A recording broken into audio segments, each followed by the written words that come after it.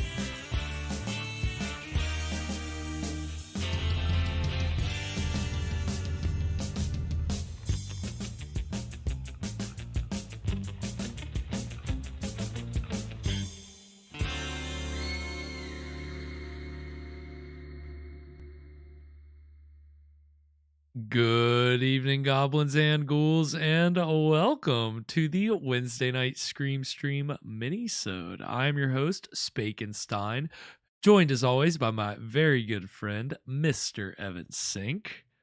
Good evening. How we doing this evening, Evan? We're good. We're coming in hot.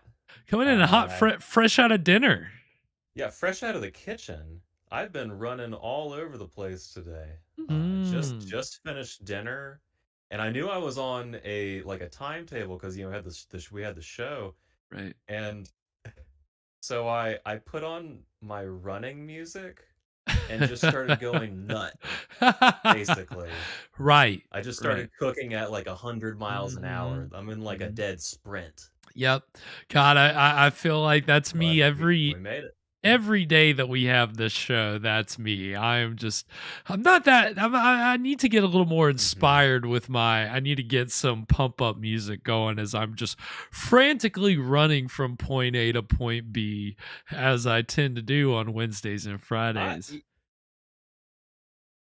There's something about it, man. I've conditioned myself at this point to just I go Manchurian Candidate when I hear certain songs now, just because this is when I go fast, is when I hear the song. Right. Oh God, yeah. I mean, anybody I think that's most people, you listen to certain music and it gets you locked in a headspace. I mean, you hear about people who listen to music when they write, listen to music to do different things, but especially, obviously working out is the big one. I know what with, right. If you want to write really fast, you just got some music for you. Yeah, I want to, whatever headbanging playlist you got, that's the perfect thing to write to. Obviously, everybody knows, you get the best writing done when you've got the screamo cranked up to 11.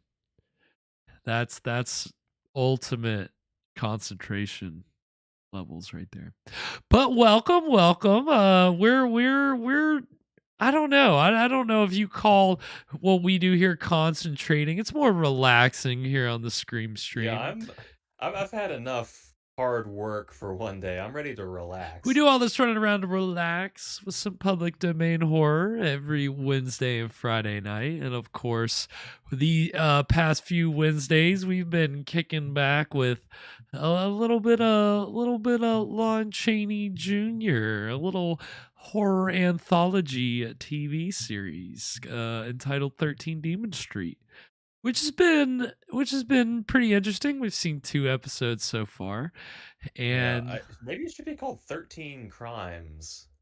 13 on Crimes Demon Street. on Demon Street. Yeah, it's a little clunkier, but it is probably would be the more appropriate title. It's definitely. What we got? We got Crimes. This is a crimes anthology. It is crime. It's mostly been. Yeah, I'd say the first episode definitely got really like went to a horrific place. Last episode that we watched, it was, kind of paranormal, supernatural, but not really like horror. Yeah. It didn't quite. Last week's was a little bit of a head scratcher. Yeah, it was. And as we talked about with that one, it seemed to be referencing kind of some other probably a pre-existing stories that cover the same kind of narrative. And Evan was investigating that diligently at the end of last week's minisode. And I think he got some answers on that front. He was satisfied. But some dead ends, but yeah, that's research, baby. That's sort of, you're running a few brick walls every now and again, but you came back with some hits. You got some hits. So it was a fruitful research. But yeah, I mean it was definitely a little more supernatural, and we're, again, as Evan and I were just talking about before we hopped on here tonight, I mean, we're getting really into that fall season, like summer, the end of summer came and went, and it seems like now we're just like plowing forward through fall. Like it's just, yeah, I mean, it's still kind of hot though. It is, although the nights and the mornings are cooler. getting cool. Yeah. Which is nice. I mean, I definitely missed that. Now when it starts getting into the 40s and the 30s, not so much. But like I'm comfortable with mid 60s, getting closer to the high 50s. Once you start getting to the low 50s, I'm like, all right, getting a little nippy out here for me. So Garrett's coming to terms with the fact that it's going to get really cold, and he's not going to like that. I don't like it. I mean, don't even get me started on seasonal depression. That's a whole other thing. Just the mere fact of it being cold is a whole separate issue. Because it's also cold. It really, really hits me where it hurts. And so yeah, I mean, we are moving through fall. Before we know it, October will be here, which I can't wait for. We're trying to get to the horror early, but I mean, before we know it, we'll be in fall. Although where we're at, fall is like a week, 2 weeks. you got to catch it, because it will pass you by if you're not paying attention. Yeah, if you're judging solely based off the colors of the leaves changing and then them completely falling off the trees, that in the past couple of years, that seems to last maybe like 2 weeks if you're lucky, sometimes a week. Yeah, it's crazy because like we live in prime autumn territory. You would think. But something about the trees around here, like people come here just for the trees. Yeah. Well, I mean, it's, again, I was looking out my window today, and I can see, looking at a bunch of trees, that they're starting to turn. They're starting to get a little yellowish tint to them. They're not that deep green anymore that you have like at the heart of the summer, And so Yeah, so it's don't miss it. it's getting there, but it'll pass you by if you're not careful. We'll definitely be on the watch. But I mean, yeah, that was the thing we were talking about before the show, is that as kids, it seemed to last longer. It seems like it goes by faster and faster every year. As a kid, it seemed and like a couple months. Now it seems like a couple weeks. and not just in the sense that everything goes faster now than it did when you were a kid. Hmm. Yeah, not the fact that it's like 99, everything moves 99% faster now in the day and age of smartphones and AI and all these things, that back in the simpler times of 2003, you weren't really worried about you know, time really moved at a completely different pace. So it's you got to enjoy it while you have it. And again, before you know it, Halloween will be here. And if you haven't gotten your fill of scary movies, scary TV, then you're gonna be kind of kicking yourself. You're gonna be a little upset. So that's why we're here. We, again, I'm hoping to bring horror on these Wednesday and Friday nights. And this Wednesday, I think it seems like tonight's episode of 13 Demon Street is going to deliver a little more horror than what we got last week, based solely on the first couple minutes, which I watched kind of getting the episode ready tonight. I just kind of saw the first couple minutes, and judging off the premise It just alone, happens to come on. yeah, it just happened to, just kind of preparing I things. accidentally watched the Just episode. watch the first 22 minutes, and no, I probably saw the first 2 or 3 minutes, and I'm if the premise is anything like what it seems, if the rest of the episode is anything like the premise as I saw in those first couple minutes, then we should have a pretty good episode lined up for this evening that definitely seems like it should get horrific. Okay. And the teaser. Yeah, a little bit of a teaser. It was definitely a concept like that kind of shocked me. I was like, whoa, like, had that been done before up to this point? This is interesting. And so I'm interested to see what you think of the premise. Have we said the title? What's our title? No, and the title is let's see, Green of the Leaves. So it's interestingly enough that we were just talking about the green of the leaves. But yeah, tonight's episode is, and as Evan, you said before we got on, it's a cryptic title. Yeah, very cryptic. And is it green of the leaves or green are the leaves? Are the leaves of the I'm not sure. I'm not sure if it's that's our first mystery. Yes, Ethan BKG in the house. Hello on YouTube. Welcome. Yeah, I'm not sure. Is it green are the leaves? Green I didn't get the title exactly right, probably. Let's see. Green are the leaves. Okay, green are the leaves. My bad. Little faux pas on my part. We'll be fine. We'll live. But yeah, a cryptic title doesn't really give you much. So it's about trees. We were already there. We're already thinking about it. We're already locked in. We I don't know, maybe we just absorbed it into my subconscious after again preparing the show, seeing the title, and just all right, yeah, there we go. But it's it should be interesting. Again, Lon Chaney Jr. is the host, but we don't see too much of him. We'll get a little narration, but host is. And don't forget, we're dealing with crime, so maybe some kind of tree crime. Yeah. Tree crimes are really tough because there's not really a lot of tree detectives out there. It's kind of hard to solve tree crimes due to the lack of tree detectives. People don't realize that's what the National Forestry Service is all about. That's what they're trying to handle more tree crimes. There's been an uptick recently. Post pandemic, what are you gonna do?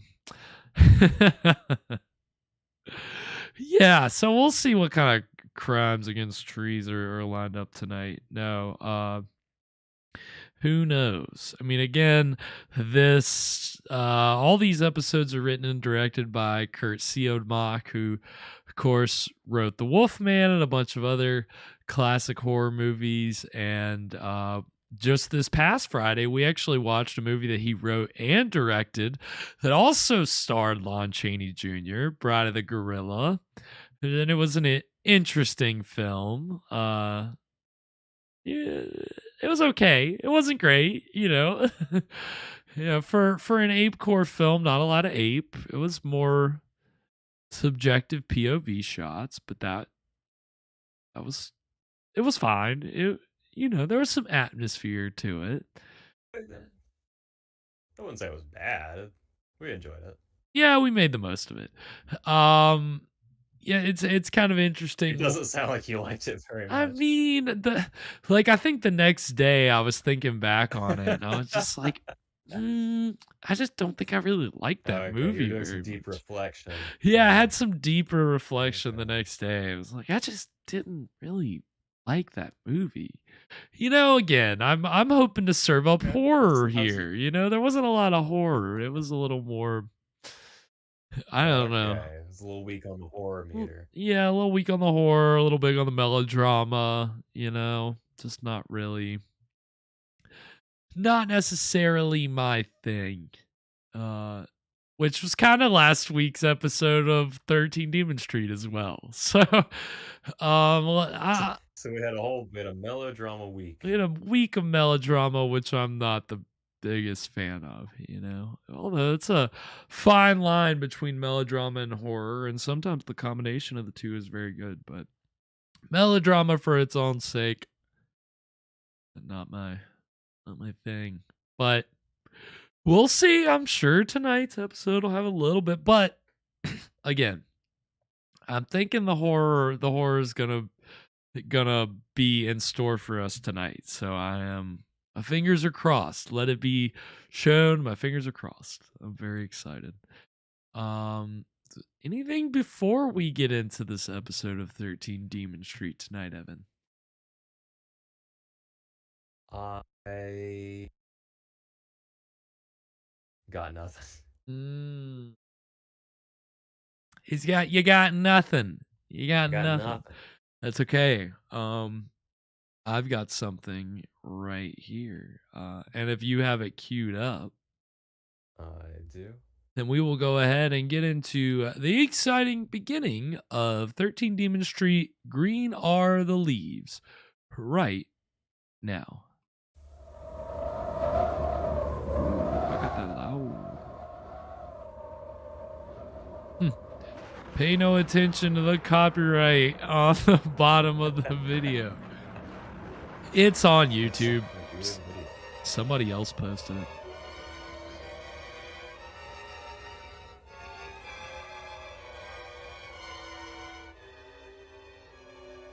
Green Are the Leaves. Again, this is a Swedish co-production, so you will see Swedish subtitles.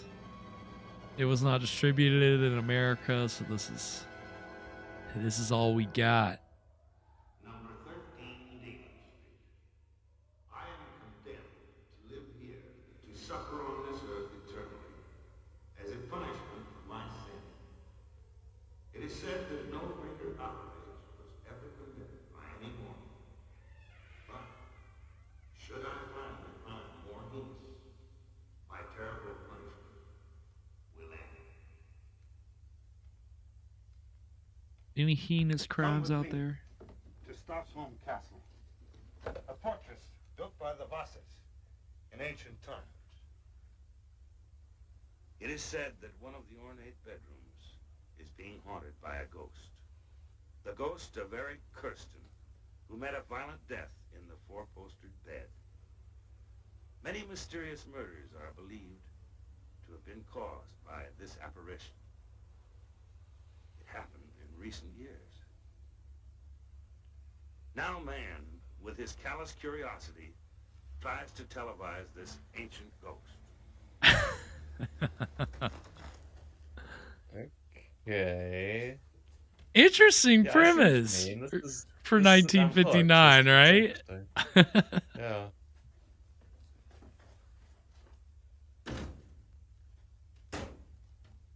One, two, three. Is the sound clear? Sound clear.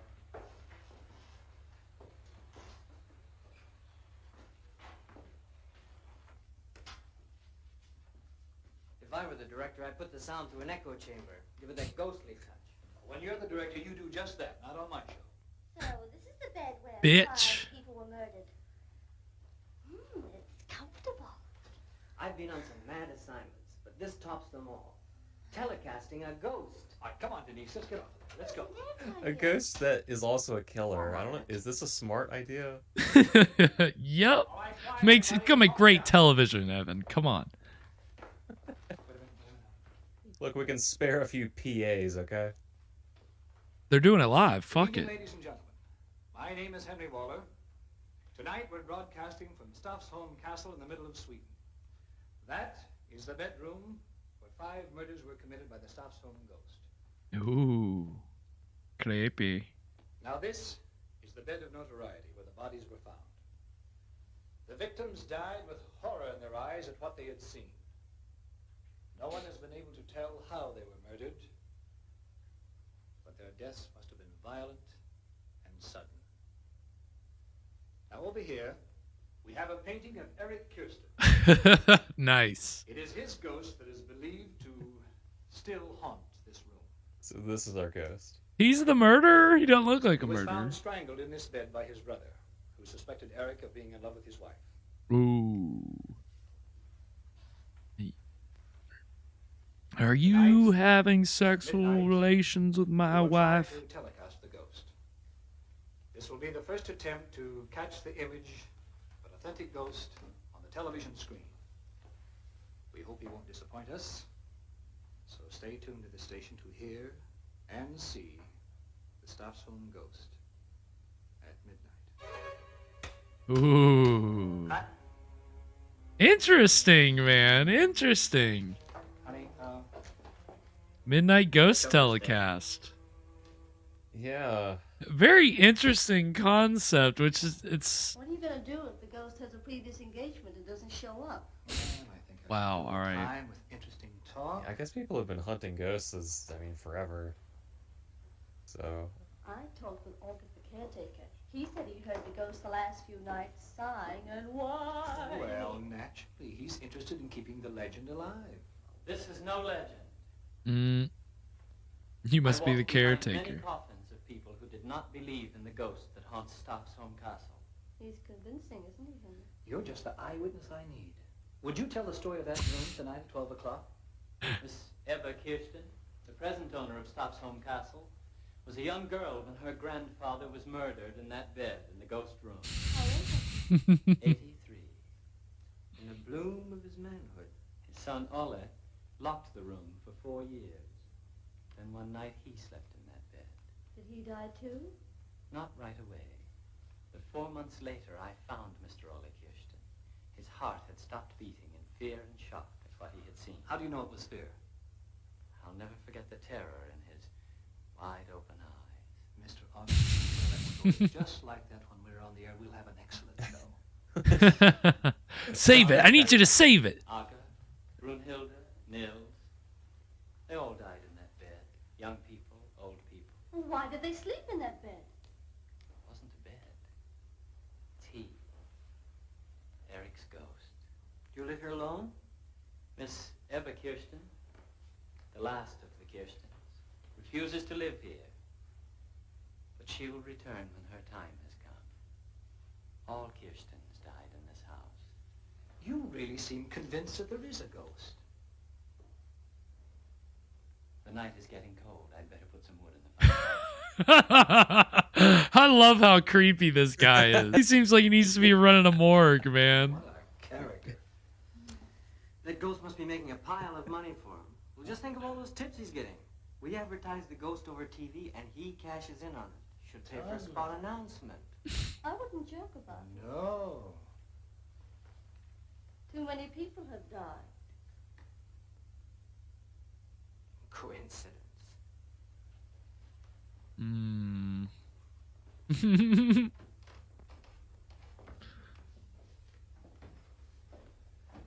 Must be possible.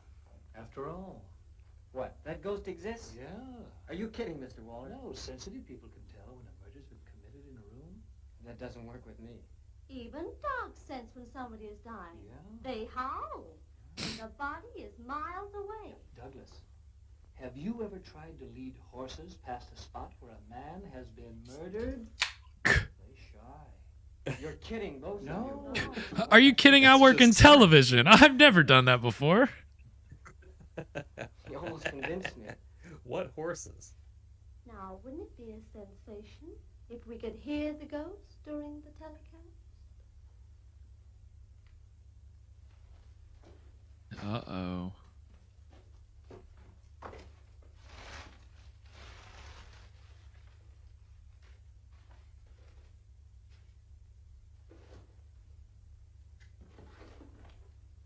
I don't like that look. I hope that ghost of yours will show up tonight. We have 1 million people watching. 1 million. Sure, we're on a continental hookup. The Scandinavian countries, France, England. We don't want to disappoint our audience. It is impossible to communicate with the ghost of Mr. Eric Kirsten. He might not be willing to become an object of human curiosity. We might be able to assist your ghost. Assist him? You know what I mean. No. Nobody would need to know that I stay in this room. Not even Mr. Waller. Why do you want to stay here? The door would be closed, the camera would be outside. I'll stay in here and produce a few eerie sounds. Uh-oh. How did that sound to you? Genuine? I don't agree with you. I only thought of making our telecast a success.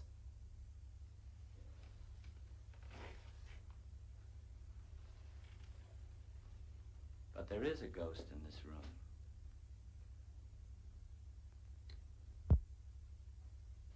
Are you all ready? 2 seconds.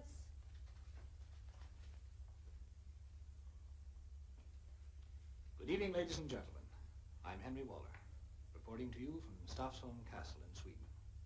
Tonight, we're going to broadcast the Staffsholm Ghost, and if possible, telecasting. We hope the apparition won't disappoint us. But right now, I have with me Mr. August, who has lived his entire life in this haunted castle. Let's ask him a few questions. Mr. August. Ooh. Wait, what's that? Don't. Oh, shit.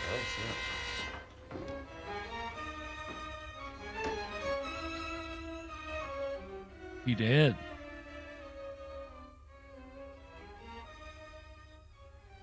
He's been choked to death. Oh shit, man. We'll go like another minute. Maybe there'll be another fade to black. Nobody gets on my bed.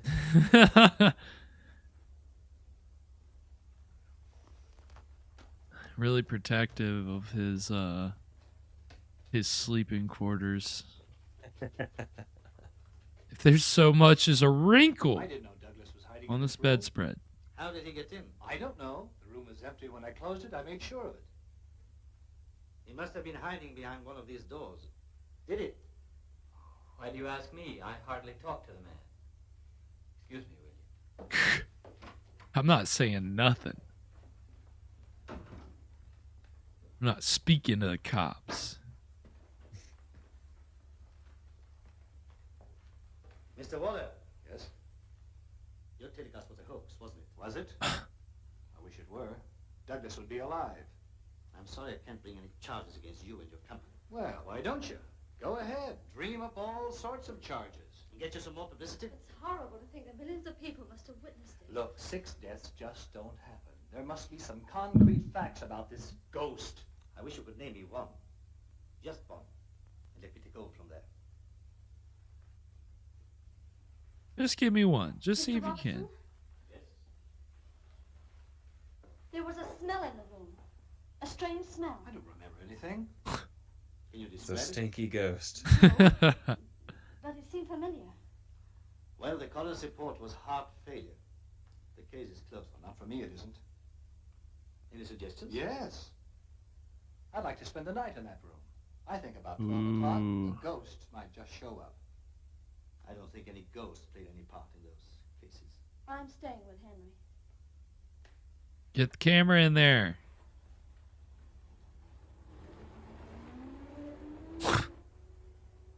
That's a wild looking truck.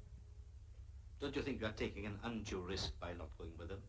Don't worry about us, Mr. Robertson. Sorry, but I have to close that room. Wait till tomorrow. And if anything should happen to you, well... You mind if we just spend the night in this crime scene? Well, I can't What's stop the you. worst thing that'll happen? All right, and we'll take a break right there. That'll take us to our first break. Okay. What do we think so far, Evan? I think they decided to make a TV show about a ghost that kills people and then acted surprised when somebody got killed. Yeah, you think that they would have had a little bit more of an expectation that would, but nope, they didn't see it coming. Just like deer in the headlights, man. They just, you know, let one of their Gosh, how could I have expected this? you let one of your crew get killed, and that's, your career's done, man, over. So I don't know what benefit they're gonna get out of proving that it's a ghost by staying the night in this room, which, again, active crime scene. The fact that the inspector's just like, yeah, sure, you think you're gonna prove there's a ghost here? Yeah, be my guest. And I'm gonna prove there's a ghost here by being murdered by it. Yeah. Well, if I come back in the morning and one or both of you are dead, then maybe I'll be a little bit more on the side of this ghost theory. But for now, I'm sticking to one of you guys as a homicidal maniac. That's obviously statistically more likely. But yeah, I mean, like, it is just a very interesting premise. Yeah, that TV crew trying to catch a ghost live on a telecast. I mean, it's I don't know if it had been done before this. I don't know. Obviously this was like 20 years after the War of the Worlds radio hoax, So that certainly there was an idea that radio and TV could kind of be used to kind of like that the medium itself could be used to present an event as like, real, but it's all fiction. And of course here it is fiction, but it is interesting the way that they were like, the shots were transitioning to like it was supposed to be the TV show that they were broadcasting. Like he was looking directly, the host of the show was looking directly in the camera and delivering his lines. So there is like, kind of that sense of you turn to it and you think it's a live broadcast. Of course, you see very quickly, like once he wraps up, it goes back to the narrative style. But it's just cool, that idea of, all right, here's a live telecast. We're going to try to catch this crazy supernatural paranormal event. I don't know if that had really been done up to this point.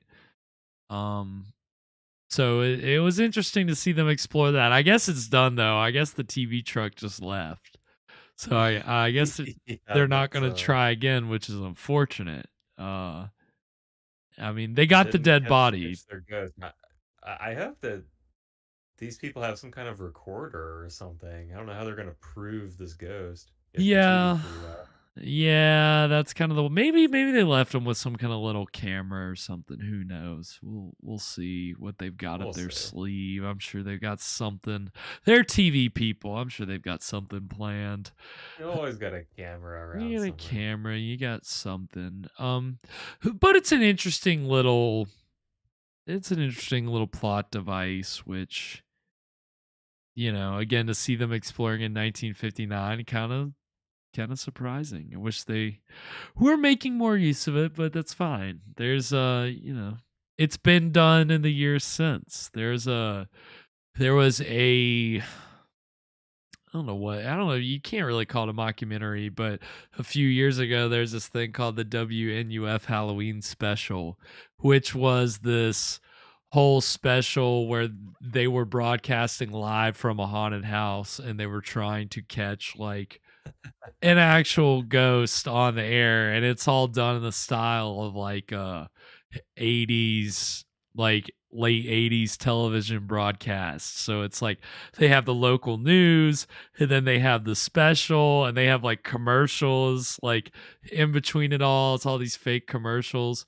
So it is like it kind of, if you want a feature version of that premise, it's out there, and it's actually a funny little movie until it gets dark, but it's definitely interesting. So glad that somebody made the most of that premise. But again, seeing it here, this old TV show was kind of definitely a little eyebrow raising. So Yeah, it's already gone dark here, so I think it can only get worse. yeah, it's definitely only going to get worse from here. I mean, hey, anytime on these old TV shows if the body count is more than one, I'm stoked. I'm excited because, definitely on like 2 bodies into 22 minutes. one step beyond the veil, you're lucky if you get one body, So this show I think is a little more, it's not as restricted by the rules of strictly American television. So I think they're kind of a little more liberal with how they treat death and blood and all these things that on American television you had to kind of tiptoe around showing at this time. You had to be very careful. Which again, I mean, we talked about when we saw Lights Out, they were able to get away with more because it was like early days of television. But by the time you get to like the late 50s, you start having censorship really take hold of television, like censorship has taken hold of every industry at some point. It's just a matter of time. But yeah, interesting story device. It's good to see Curt Siodmak is getting inventive with his stories, and a little bit of directing flair with the television segments here. And for our break, we're gonna get another Curt Siodmak directed trailer, the one we had for our pre-roll, Karuku Beasts of the Amazon. That was a film written directed by Curt Siodmak. So the second trailer that we're gonna get is for another movie that he wrote and directed. It's The Magnetic Monsters, which is exactly what it sounds like. Some kind of weird space alien magnetic invisible monster running around, magnetizing things and rankling everybody and general sci-fi stuff.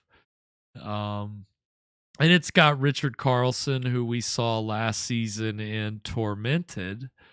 He played the douchebag jazz pianist, and but he was known for his sci-fi films. So this is one of many sci-fi films that he made in the late 50s, I believe is when this is from. So it's fun little trailers. So we'll get this trailer for The Magnetic Monsters, and then when we come back, we'll get into the exciting conclusion of Green Are the Leaves. So stick around, we'll be right back.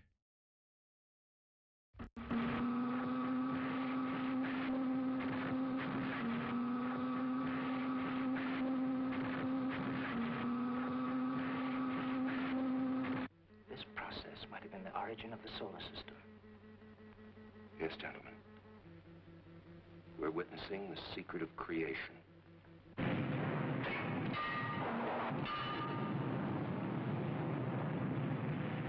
Mr. Mayor, the city must go dark to supply the power we need. And after 11 hours? What then? Then we'll need the entire power of Boulder Dam to feed it. We must make preparation to evacuate the city. Looking like creatures from another planet, these two scientists risked their lives to move the new titanic element to the one place where they might fight it. I'm going to set the machine and leave in time. So the men. But she isn't built to take such a load. She'll break up. Dr. Benton, our only hope is that she'll break that element before she breaks herself. This one man stood between the Earth and doom. Only he dared face the terror of the monstrous thing that had suddenly come alive. A cosmic Frankenstein that threatened to engulf the world and hurl it into outer space. I'm now going to set the Deltatron at its maximum output and close the floodgates. I want you all to leave. You've got about 7 minutes to reach the surface.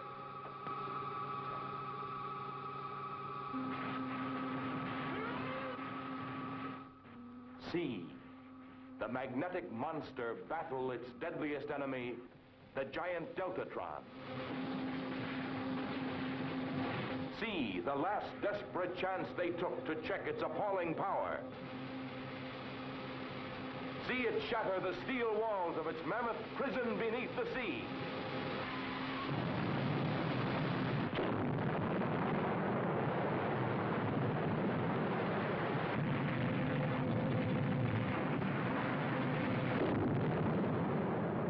The Magnetic Monsters.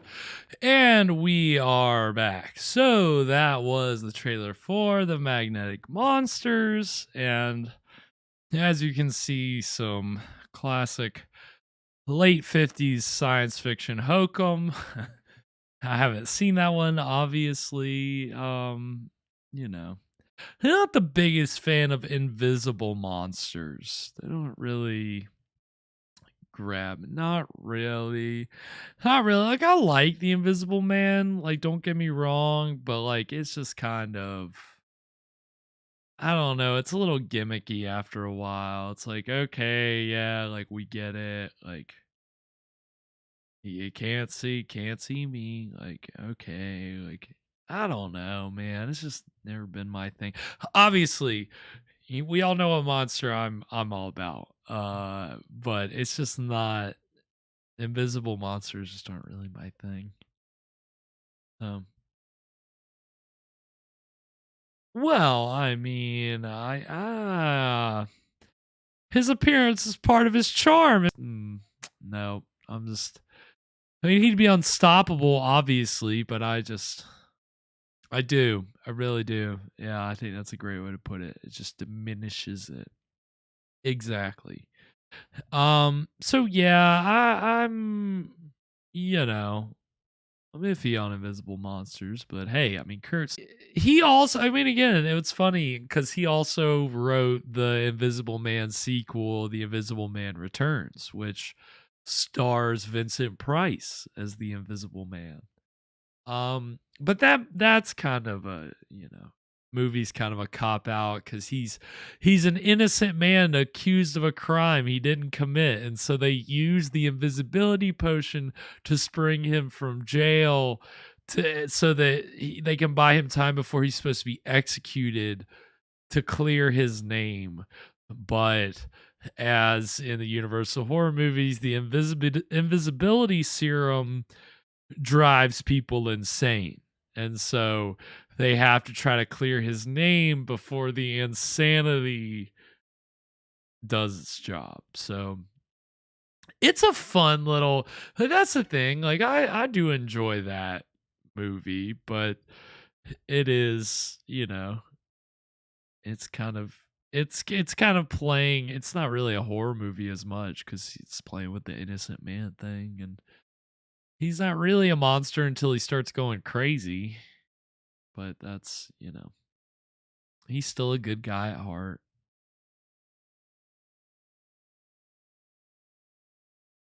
Yeah, I guess. I guess that's why I'm not big on ghosts, because they just kind of, you know. Yeah, I mean, I want something I can see. I want something that you get a reaction out of me. Like with something invisible, like okay, at first I'm gonna see some objects move on their own. I need some stuff, like see some stuff get like thrown around, like nobody's there. Like yeah, like, but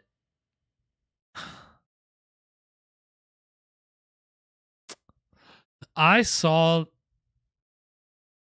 yeah, yeah, essentially, I saw the first one in theaters, and yeah, it's all there. Yeah, I don't think you really see anything.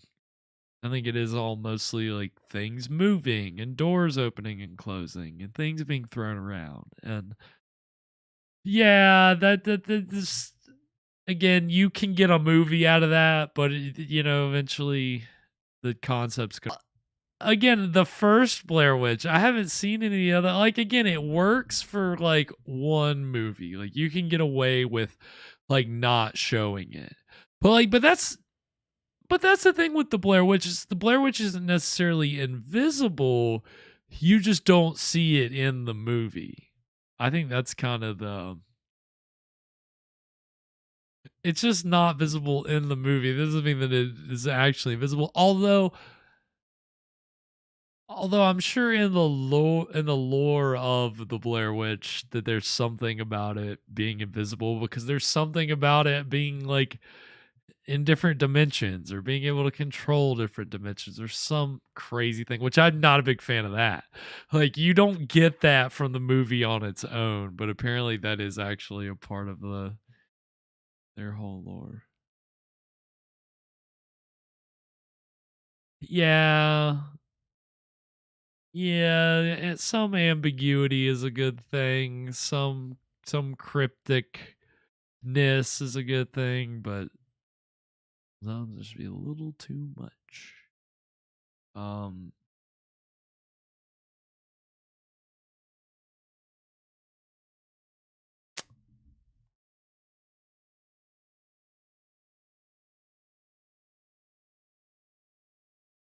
I'm gonna hedge my bets on real ghosts, dude. I'm going all in. My chips are all in. I want to say real ghost. Yeah.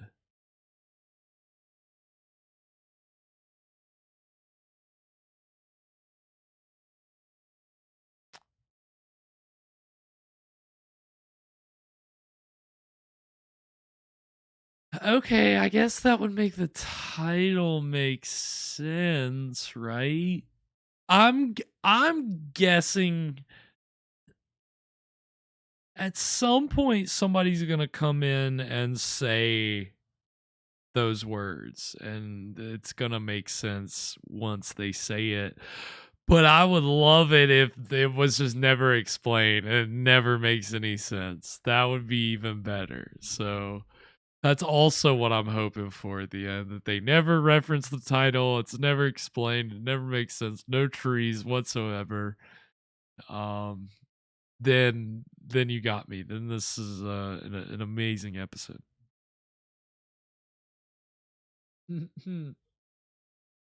I think they're brown mostly, usually brown. I think that's the yeah. Well, on that note, I think Evan, if you have it queued up.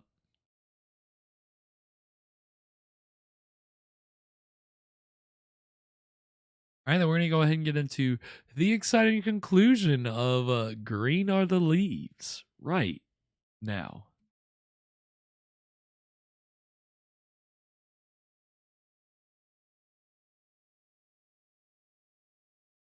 Curious.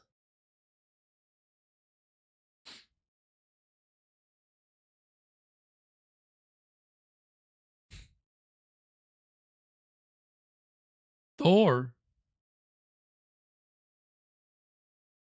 Uh,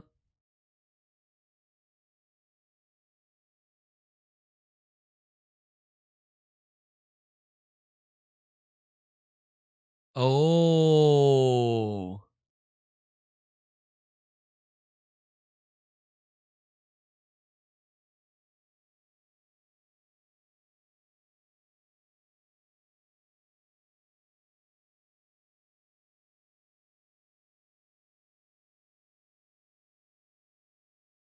Interesting.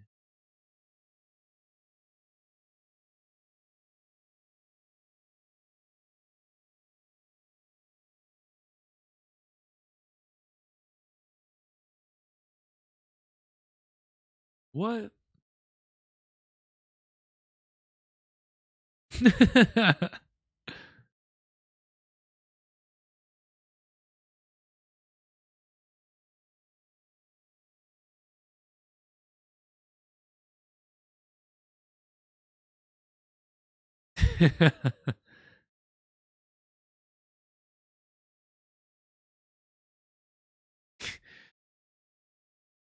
Ooh.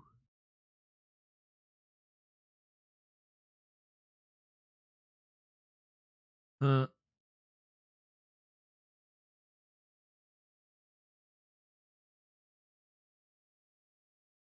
well, if a murder didn't scare him away, you skulking around the room, guilting them isn't gonna make them leave either.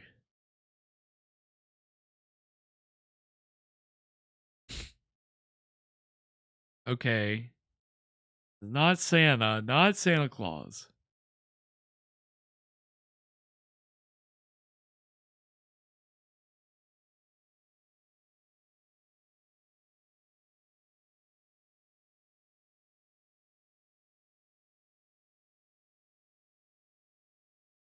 Uh-oh, midnight.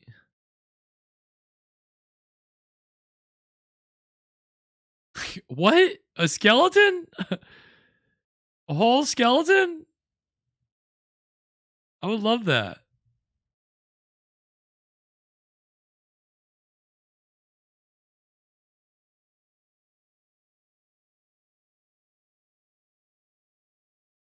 Oh, whoa, what? What? Oh, shit. What the hell? Uh-oh, uh-oh, oh, shit. Yeah, ghost. What the fuck?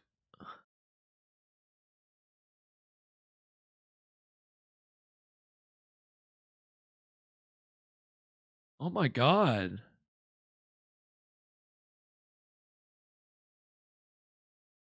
What are they just getting like carbon monoxide poisoning or something?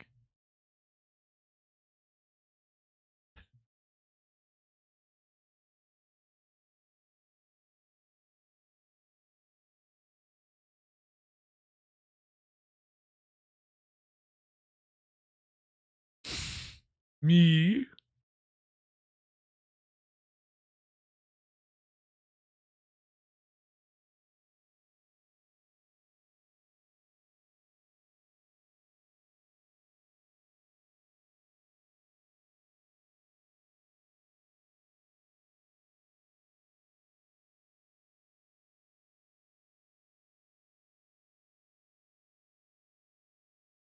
What?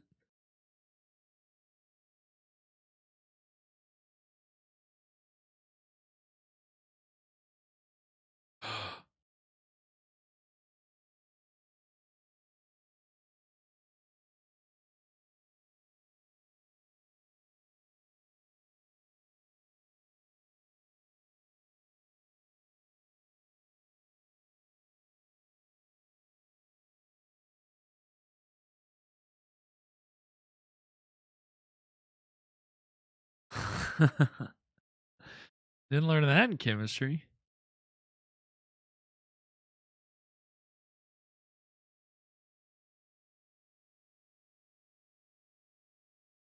I know how.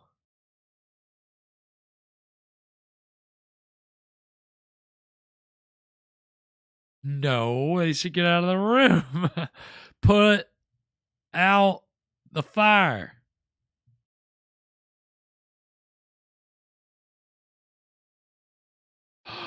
Oh shit. It really does.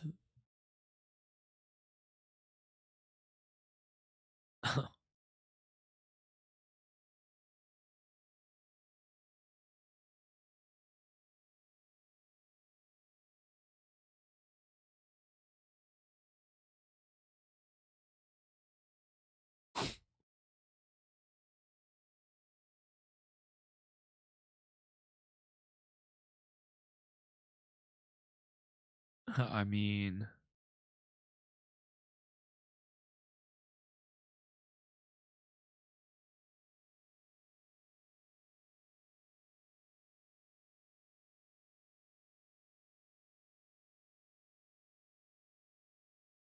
ooh.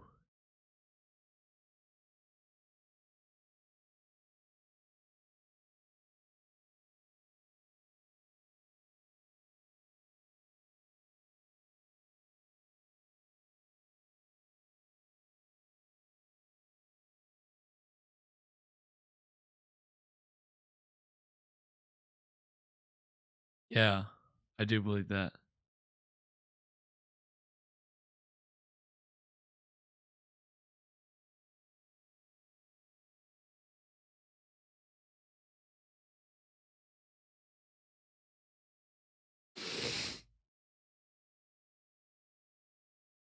You're not going to get very far.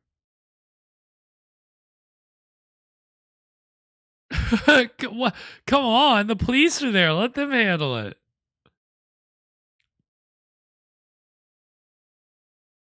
Look out, he might throw some asbestos in your face up in the attic.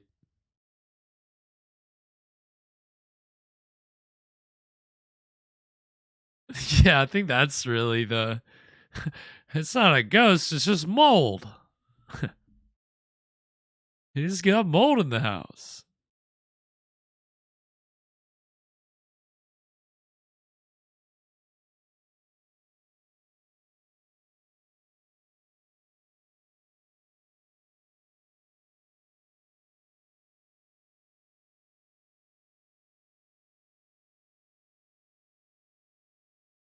Yeah, yeah, I said that.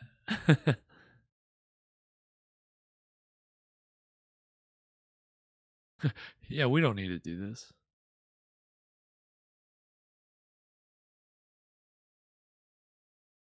Uh-oh. What? Why fade to black? Oh, shit. Dang. Brutal.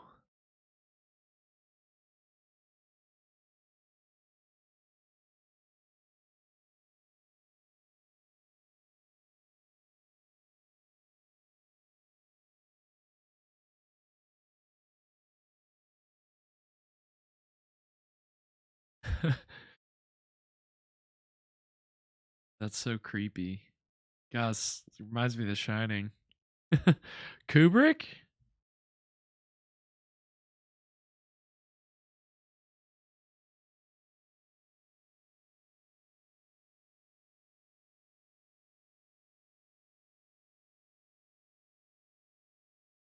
Wow.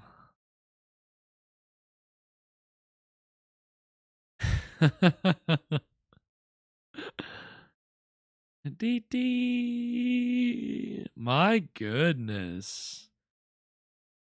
Well, that was Green Are the Leaves. So, what did we think, Evan?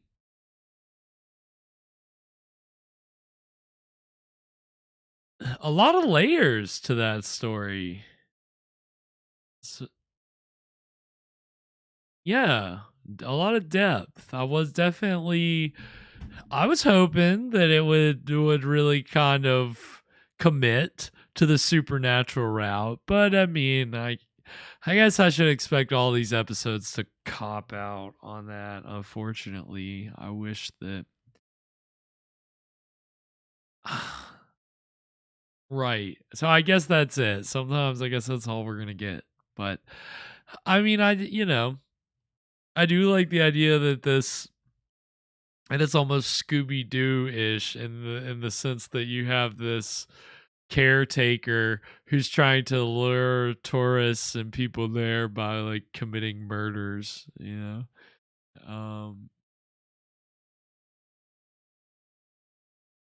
No. Mm, yeah, yeah, right. It's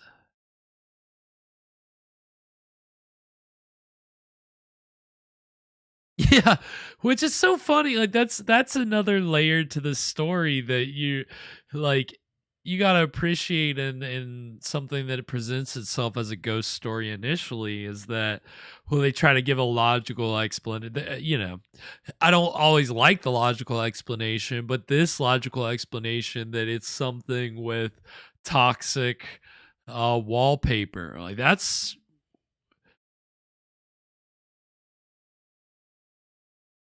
I mean, that's very specific, right? Like and weird and kind of a strange detail. It's not just like, toxic mold or something, something that's it's wallpaper that's got arsenic in it somehow and that's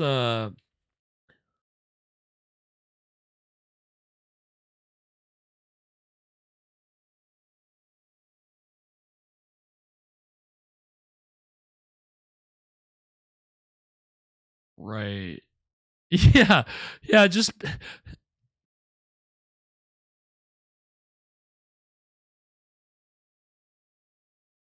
ba-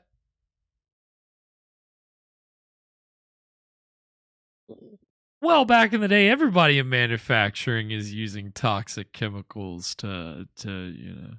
Yeah, I mean that's it's good for you. It helps build up your immune system, right? That's definitely.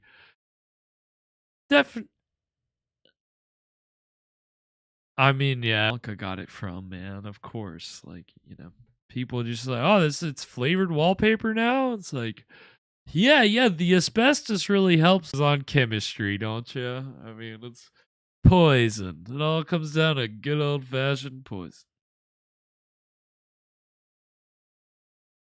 So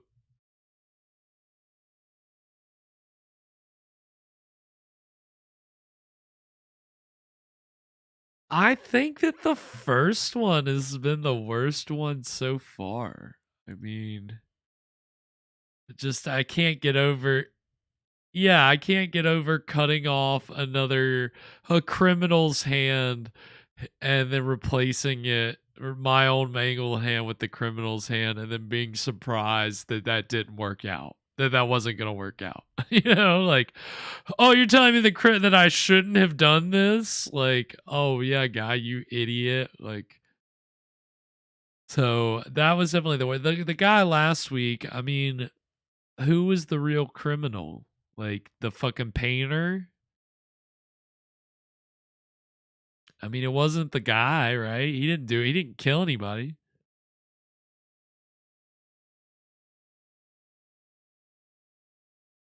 So this week it was obviously the butler. I mean, of course the butler did it. Had to get one of those at some point, right? I mean, that's he did do it. Is a caretaker a butler? Is it? I mean, I guess if you really want to get into the weeds, technically they're different, but the same, right?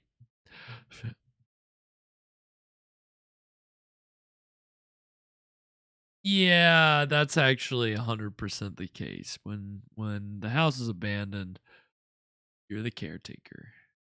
But if somebody's there, he's gonna be buttling around, taking people their tea and crumpets, whatever else.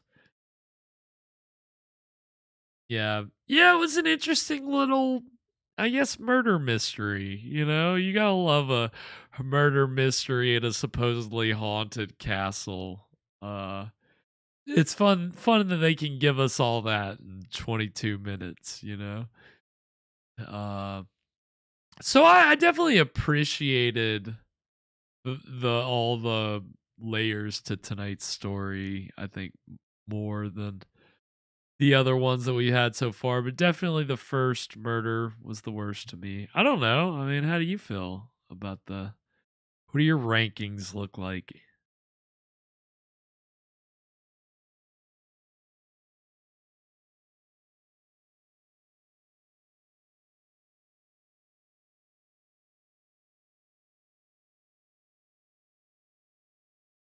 Yeah, 5. And then the other guy, the TV the PA was 6.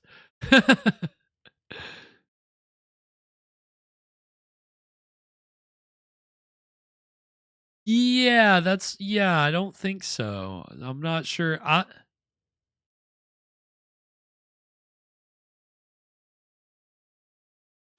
don't know. I guess maybe. I guess just the one guy. I was expecting when he brought up the living relative, her heir or whatever, I was expecting her to make an appearance somehow or be involved, but she probably, I guess so.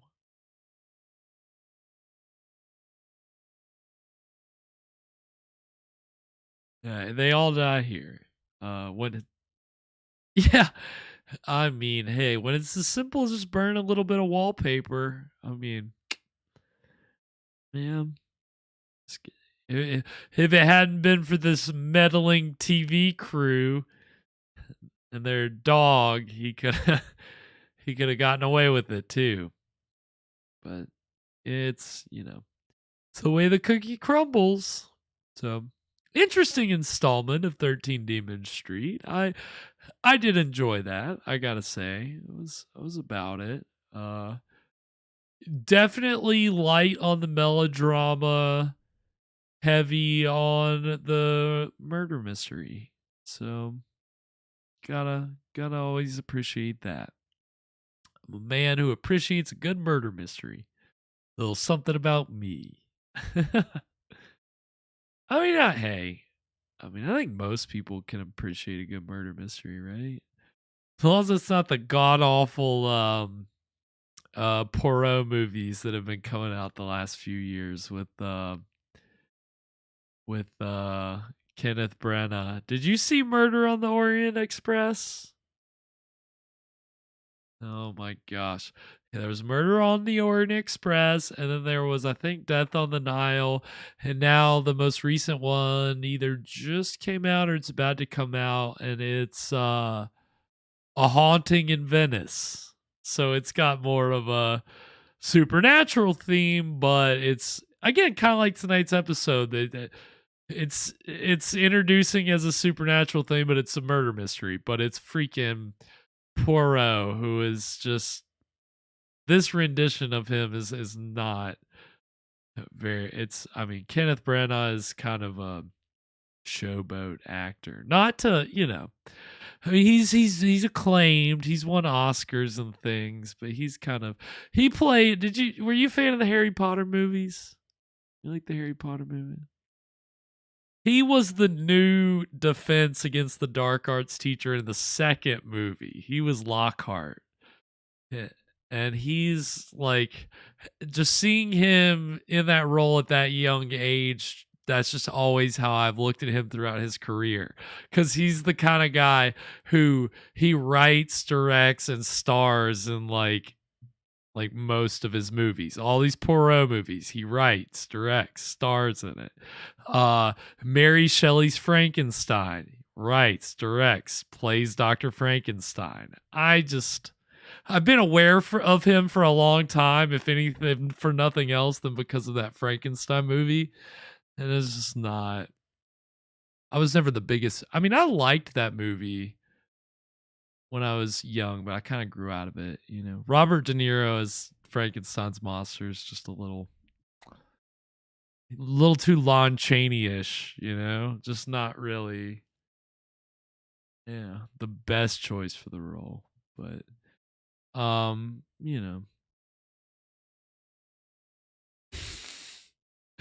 That's right. Yeah, when Frankenstein finally meets the Invisible Man and turns Frankenstein's monster invisible, then we'll get the Universal horror monster movie cycle will finally be complete.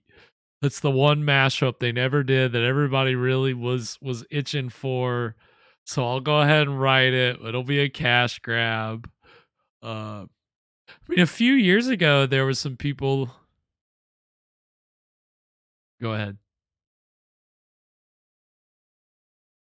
That's true. That definitely won't be a problem. Not at all. Yeah, I mean, it's like, who's who's doing? Where's that grunting coming from? Who's smoking my cigar? What's this invisible cigar floating around? Yeah.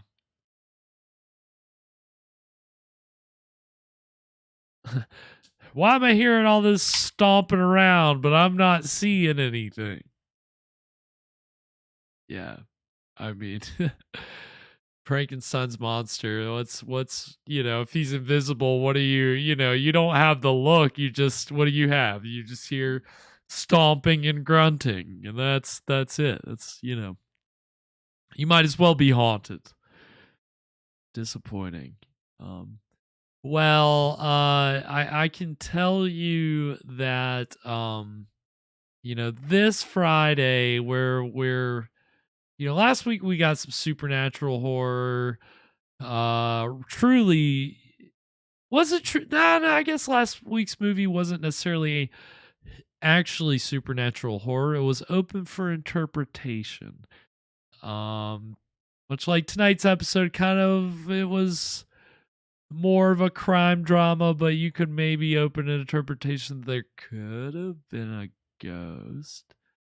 So we're firmly moving out of the maybe what could it possibly be? Is it a crime or is it a blah blah blah, all that nonsense, into firm monster movie territory this Friday with Night of the Blood Beast, which is a 1958 sci-fi horror film produced by Roger Corman and his brother Gene.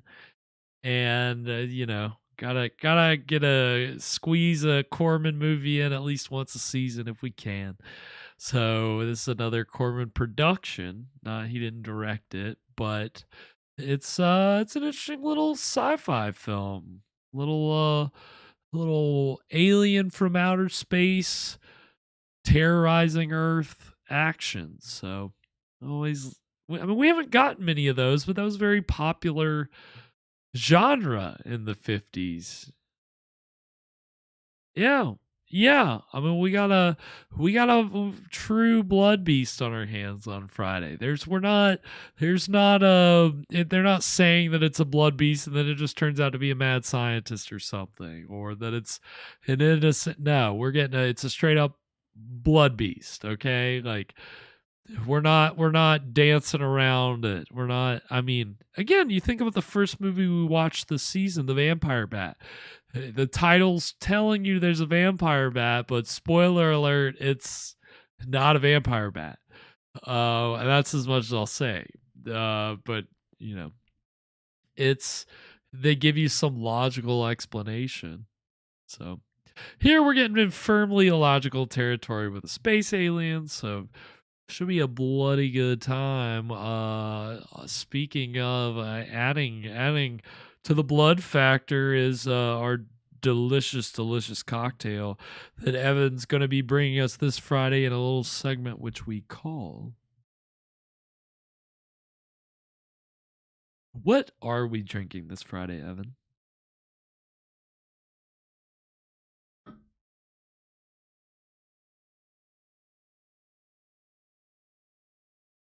Ooh. I've never even heard of a Bellini.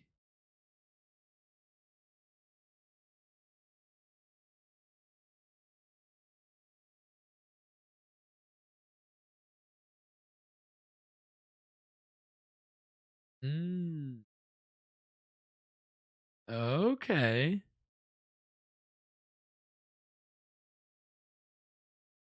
Well, like if you had a really pulpy orange juice, right?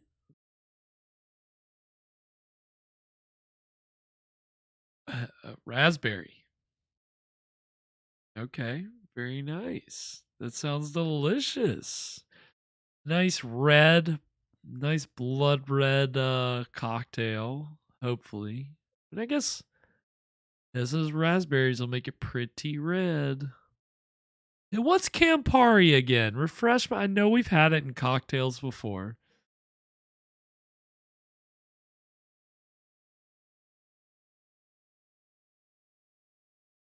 Okay.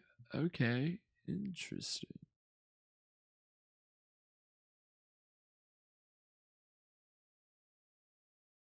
All right.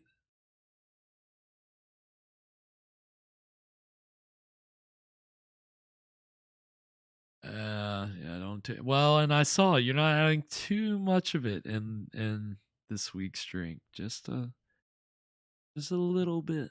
Just a taste. So it should be delicious. I'm very excited for that. And I finally got the recipe up on our Instagram page this week. I've really struggled with getting the recipes up on our Instagram page, but it's up there this time. So if you want those ingredients, you can go find all that over on our Instagram page at Scream Stream Show. We're also over on Twitter at Scream Stream Show. I'll continue to say it. I'll keep fighting that fight. Eventually, I'll grow tired of it. I almost grew tired of it just now. I almost just said X, but I was like, I've dug my heels in this long. I might as well keep them in a little longer. But we're over there, over on TikTok as well as Scream Stream Show. You can catch up on any of our past episodes at Scream Stream Live. I'm also over on Twitter at Spakenstein, and Mr. Evan Sink is over there at Caligari Cursed, also on Instagram at Caligari Cursed. Anything before we sign off tonight, Evan?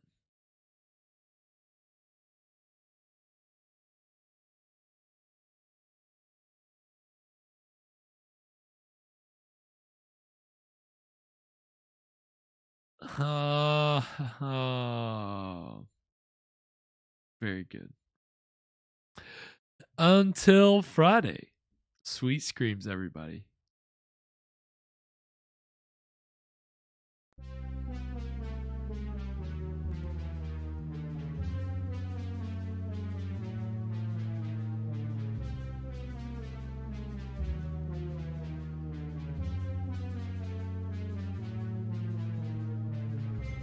Yeah, it's good.